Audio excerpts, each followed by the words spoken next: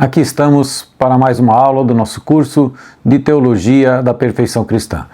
Cumprimentamos a todos, que a paz de nosso Senhor Jesus Cristo esteja com todos vocês e acompanhados do amor de nossa querida Mãe, Nossa Senhora. Iniciamos com a nossa tradicional oração ao Divino Espírito Santo. Divino Espírito Santo, amor do Pai e do Filho, inspirai-me sempre o que devo pensar, o que devo dizer, o que devo calar, o que devo escrever, como devo fazer para obter a vossa glória, o bem das almas e minha própria santificação. Glória ao Pai, ao Filho e ao Espírito Santo, como era no princípio, agora e sempre. Amém. Hoje, então, trataremos da virtude infusa teologal da esperança. Na verdade, fala-se menos da virtude da esperança do que da fé e da caridade. Sempre são mais propagadas a fé e a caridade. No entanto, a esperança tem grande importância.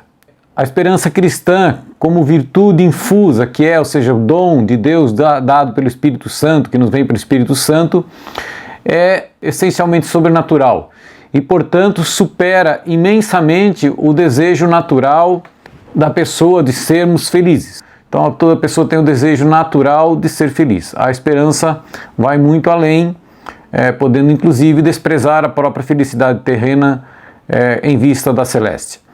E também ultrapassa a confiança natural em Deus, que pode surgir de um conhecimento natural da bondade divina. Sabemos que Deus é bom, tem uma confiança natural, a confiança dada pela esperança também vai muito além. Até através da esperança, nós nos inclinamos, tendemos para a vida eterna, para a bem-aventurança sobrenatural, que nada mais é do que possuir o próprio Deus, ou seja, ter a posse de Deus, ou até melhor ainda, ser possuído por Deus. A esperança sobrenatural sustenta o cristão nas dificuldades que se opõem à salvação. Então ela nos dá aquela força, como veremos logo a seguir, é uma das funções da esperança. O padre Tanqueray vai definir no nosso livro-texto, vai definir a esperança como uma virtude teologal que nos faz desejar a Deus como nosso bem supremo e aguardar com firme confiança, em razão da bondade e onipotência divinas, a eterna bem-aventurança que é objeto da nossa esperança. Então, ele vai afirmar que ela compreende três elementos essenciais. Primeiro, o amor e o desejo do bem sobrenatural. Desejar a Deus, ou seja, o próprio Deus, desejar Deus. Não é à toa que um dos primeiros meios de santificação, o primeiro meio de santificação que nós abordamos lá no início do curso, foi o desejo de Deus. Depois, o segundo elemento da esperança é o auxílio divino. Então, a esperança no auxílio divino apoia-se não nas nossas forças naturais, mas nas promessas de Deus, segundo a misericórdia, segundo as promessas de Deus, segundo a sua onipotência. Então já vemos que a esperança tem com muita base a confiança, e falaremos um pouquinho mais a esse respeito também logo a seguir. E por fim, um terceiro elemento da esperança é a nossa cooperação com Deus. Ou seja, um impulso que Deus nos dá e um esforço para nos mover em direção a Deus, ou seja, para nos aproximar cada vez mais de Deus, utilizando os meios de salvação de que dispomos, que Deus nos proveu. São os três elementos, então, o desejo do bem sobrenatural, o desejo de Deus, a confiança no auxílio divino e a nossa cooperação com Ele. Pela esperança, na verdade, desejamos a Deus nosso último fim, não para subordinar Deus a nós mesmos, como um alimento, como comemos o alimento para nos servir, mas o desejo é de nos subordinar totalmente a Ele. Então veja que existia, há uns tempos atrás, aí no século XVII, XVIII, XVI, começou, a questão dos quietistas. Eles propagavam a doutrina do puro amor que excluía a esperança, porque, segundo eles, na esperança há um interesse de ter a felicidade eterna, de obter Deus, de querer estar com Deus. Então tem um desejo que é um interesse. A doutrina do puro amor é a doutrina do amor puro sem interesse qualquer. Por isso que ele é chamado de quietista, que se aproximaria muito de um budismo, por exemplo, que é o nada, o aniquilamento total por nada. Então nós temos esse desejo de Deus. No entanto, como já citei há pouco, não é para nos servir de Deus, como nos servimos de um alimento para nos engrandecer, para nos satisfazer, mas essa esperança é muito mais de ser possuído por Deus, de subordinar-nos inteiramente a Deus, de morrer para nós mesmos. Ou seja, não é um interesse de possuir mais, mas justamente de nos mortificarmos cada vez mais, de sermos cada vez mais, aniquilarmos cada vez mais nossa vontade, subordinando-nos a Deus cada vez mais. Então não há um interesse propriamente egoísta, é muito altruísta, pelo contrário. Realmente um aniquilamento de si próprio. Por isso que essa virtude é muito importante. E é uma virtude elevada, ainda que não seja a maior de todas, que, como sabemos, é a caridade. E não contém nada de desordenado. Tanto é que foi sempre muito citada na Bíblia, especialmente por São Paulo, e nunca foi contrariada pela Igreja, sempre foi dito que é algo muito importante. Bom, existe uma questão sobre a certeza que a esperança provê.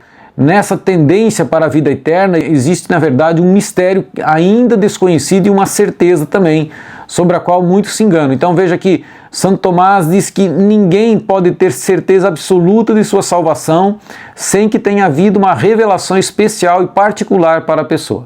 O que existiu em alguns casos, já na vida de alguns santos, mas que é muito raro. Além disso, não é verdade que todos que esperam em Deus serão salvos. Acontece que muitos têm a esperança em Deus, mas durante a sua vida caminhada desanimam, apostatam da fé e acabam se perdendo. Assim, parece em primeira mão que a esperança não é realmente uma certeza absoluta, não nos dá uma certeza absoluta. Contudo, na verdade, há um mistério, porque, não obstante isso, a esperança é certa. Trata-se, na verdade, de um claro escuro, como diz o padre Garrigou-Lagrange, ele fala que é um claro escuro da doutrina cristã.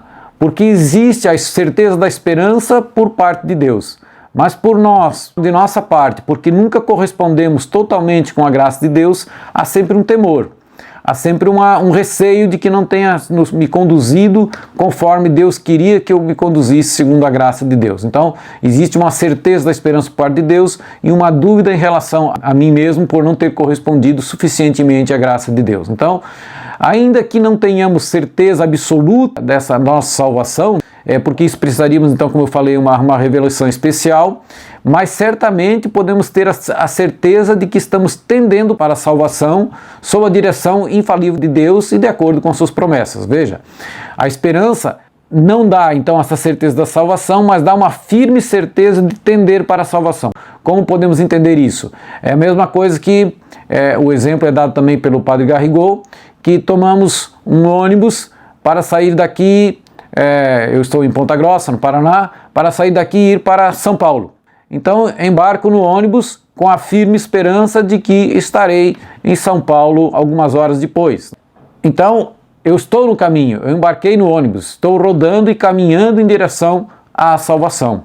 Evidentemente, pode haver algum acidente de percurso, mas o mais das vezes é que chegaremos ao porto seguro da salvação.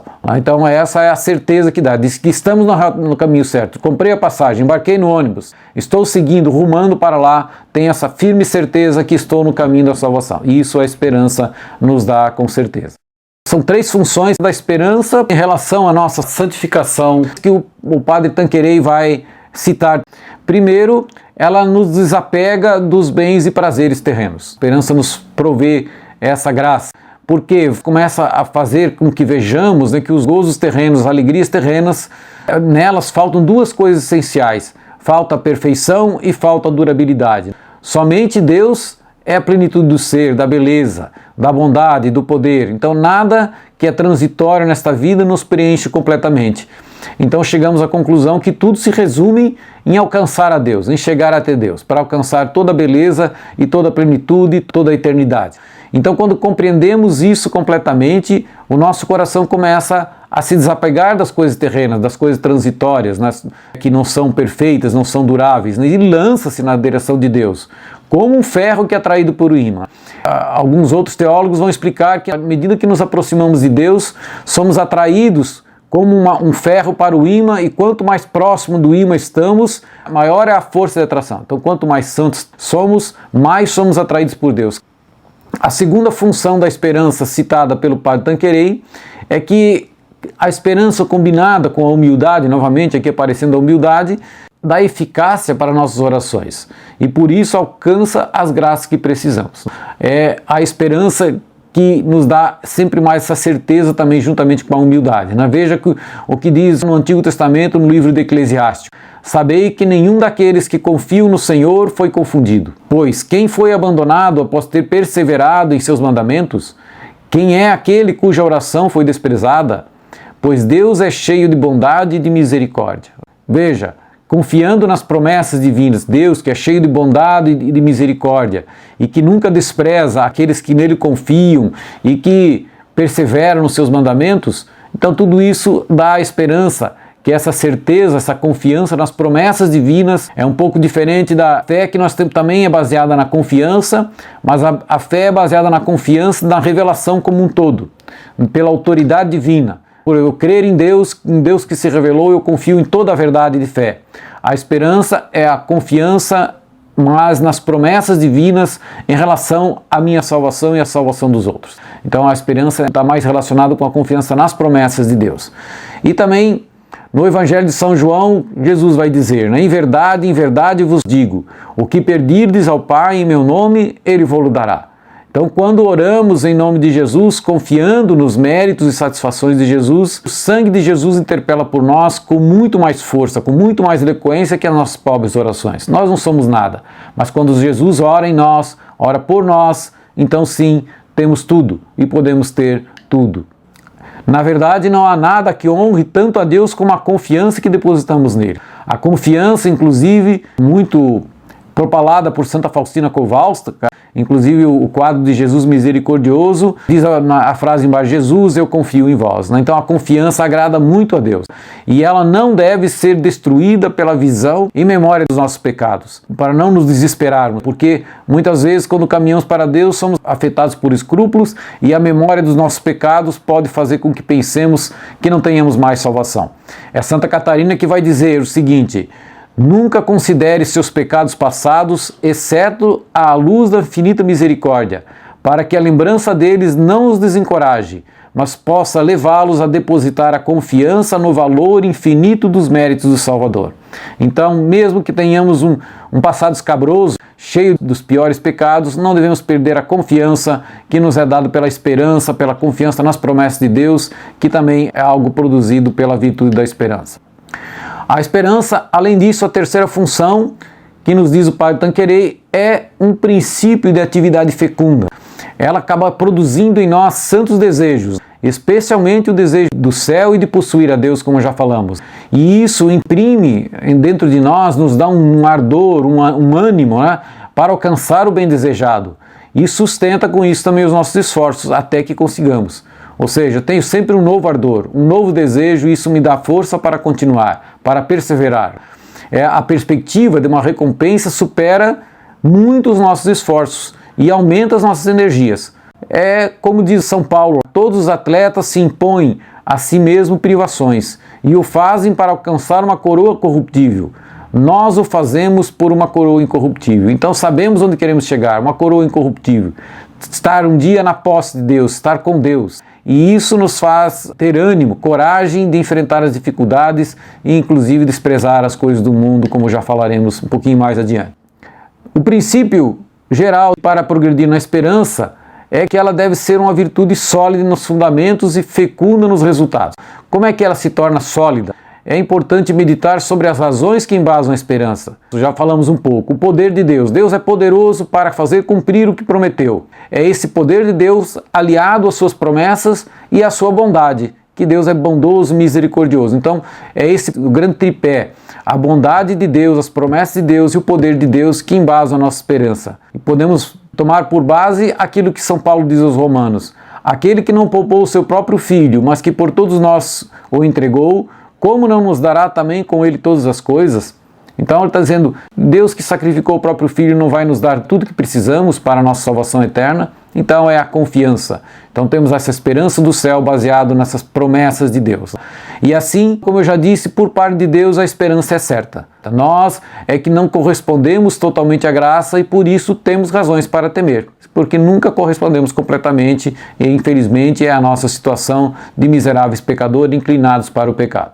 Então, para poder fortalecer a esperança, tornar-se mais fecunda, devemos ao máximo colaborar então com a graça de Deus. Corresponder à sua graça. Nós somos operários de Deus, como vai dizer São Paulo aos Coríntios. Na verdade, Deus não nos dá a sua graça para substituir nossas ações pela dele. Ele não quer fazer as coisas em nosso lugar. Ele somente quer suprir a nossa insuficiência. É claro que ele já nos deu a graça de desejar fazer aquela coisa. Ele nos dá o querer e o executar. Mas ele não nos substitui. Não tira o nosso livre-arbítrio para que executemos as coisas. Então ele não faz por nós aquilo que podemos por nossas forças fazer. Ele vem sim suprir a nossa deficiência. Então, sem dúvida, Deus é a causa primeira e principal. Mas longe de suprimir a nossa atividade, quer mover a nossa atividade, quer estimular a nossa atividade e torná-la mais eficaz, mais fecunda. Ele vem nos dar a graça de nos dar o ânimo, a coragem, a força. É nesse sentido. E quando não está no nosso alcance, ele vem suprir, aí sim mesmo ele faz por conta. Como tomasse daí a rédea na mão, agora eu conduzo, porque dali você não consegue. É mais ou menos assim que Deus age. E isso é muito verdadeiro. São Paulo, então, compreendeu muito isso, né? Quando falou lá aos Colossenses, na qualidade de colaboradores de Deus, exortamo-vos a que não recebais a graça de Deus em vão. Não é para receber a graça de Deus em vão. E essa também, como eu já repeti, acho que já algumas vezes aqui, é a principal interpretação da parábola dos talentos, que Jesus dá um talento, outro dá 5 talentos, outro dá 3 talentos, e ao que teve 5 talentos, que foi lá e colaborou com a graça de Deus, ganhou outros 5 talentos. Deus supriu com muito mais graça. E é o que pegou um talento e não colaborou, perdeu o próprio talento que possuía, porque simplesmente não utilizou. Quem não faz uso acaba perdendo aquilo que mesmo que tem. Também São Pedro vai dizer: portanto, irmãos, cuidai cada vez mais em assegurar a vossa vocação e eleição. Cuidai cada vez mais em assegurar. Ou seja, está deixando claro que essa esperança vai crescendo, essa confiança, essa certeza da salvação, mas nunca é total. E São Pedro vai dizer: cuidai cada vez mais em assegurar. Então, para dizer que realmente isso vai crescendo dentro de nós. Na obra da nossa santificação, tudo depende de Deus, mas é preciso agir como se tudo dependesse somente de nós. Isso, na verdade, é um pensamento extraído lá de Santo Inácio de Loyola. Santo Inácio diz: trabalha como se tudo dependesse de ti e confia como se tudo dependesse de Deus. Ou seja, eu sei que se não for a graça de Deus não faço nada, mas vou fazer tudo que estiver ao meu alcance. Se estava ao meu alcance é porque a graça de Deus o fez. Então eu sei que a graça de Deus estava comigo. Então trabalhar como se tudo dependesse de mim, mas confiar como se tudo dependesse de Deus. Bom, a prática progressiva da esperança. A primeira preocupação dos principiantes é evitar, cuidar com os 2 excessos contrários à esperança. O primeiro deles é a presunção. A presunção é esperar de Deus as graças para chegar ao céu sem colocar em prática, ou seja, sem colaborar com a graça de Deus que ele prescreveu. É pensar: Deus é bom demais para condenar-me. Uma insensatez, né? Deus é bom demais, não condena ninguém, inferno nem existe, etc, etc. É a insensatez. Não faço nada para agradar a Deus, não colaboro em nada com a graça de Deus e espero ainda a salvação. Outra maneira de presunção é superestimar as próprias forças, colocando em perigo as ocasiões de pecado. Ou seja, eu posso, eu consigo. E às vezes me arrisco até em lugares imprudentes, sabendo mesmo da minha inclinação, vou a lugares impróprios, leio coisas inadequadas, assisto programas inadequados, isso não tem problema, isso não vai fazer mal, isso não me influencia, etc. Agem imprudentemente. Então essa é a primeira maneira, a presunção que devo cuidar muito. Jesus mesmo vai dizer: vigiai e orar para que não entreis em tentação. Ou seja, tenho que estar vigilante sobre a minha vida o tempo todo e em oração para que a graça de Deus esteja comigo. O segundo risco que pode afetar os principiantes é o desespero ou desalento. É o contrário. Consiste isso em se abater com as próprias derrotas, com os insucessos. Está muito fruto de orgulho, porque quem é humilde sabe que quando se abateu, eu sou assim mesmo, sou um pobre pecador, sou fraco, vamos seguir adiante, peço perdão, vamos nos levantar e continuar adiante. Mas às vezes, quando confia muito em si mesmo, por causa do orgulho, quando cai, então também não aguenta, não suporta nem a si mesmo a sua queda.